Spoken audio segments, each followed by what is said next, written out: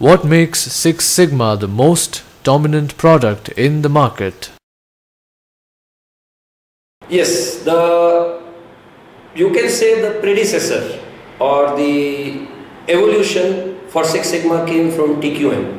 That is what is called as the Total Quality Management, which was developed in Japan with the help of experts very well known in the industry by the names of Dr. Deming and Dr. Juran.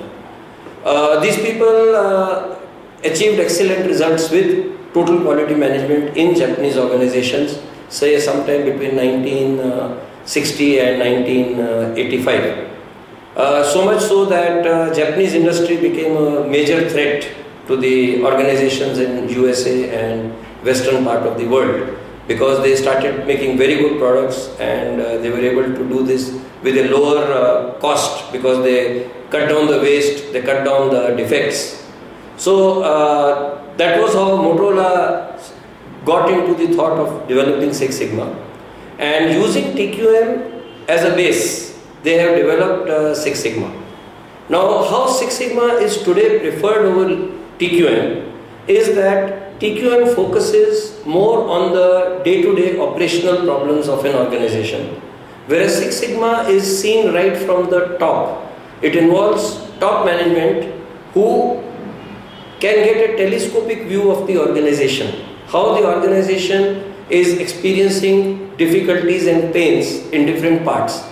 So they play a prominent role in selection of improvement areas, which are referred to as Six Sigma Black Belt projects.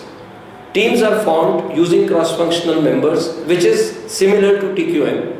But these teams, unlike TQM, in TQM the teams are more at the operational or at the operator and supervisory level, where supported by top management, of course. But in Six Sigma, these are middle management and above teams who focus more on the management problems of the organization in the different processes.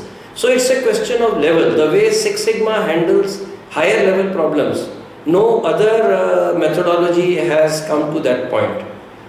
If you also look at say ISO 9001 quality management system, it's a very good basic foundation for quality management. But again, it follows essentially certain basics mentioned by the ISO standard. It doesn't go to the extent the way Six Sigma covers overall management problems for the organization. And the best part, the icing on the cake, is that end of all Six Sigma improvement is measured in terms of profits. So all Six Sigma Black Belt projects, end of it is the calculation. How much did the team save for the organization? Because when you reduce defects, when you eliminate waste, you improve, you cut down cost, you improve sales, you increase customer satisfaction. So these are the things which lead to profits for the organization. So top management is definitely very keen to improve profitability. And when they see improvement in profitability, it definitely increases their involvement in the Six Sigma implementation. So this is one very major difference between Six Sigma and all the other tools, that all quality improvements here in every process are linked to profit improvement. So top management can see how the Six Sigma initiatives are benefiting the organization in terms of improving the profitability.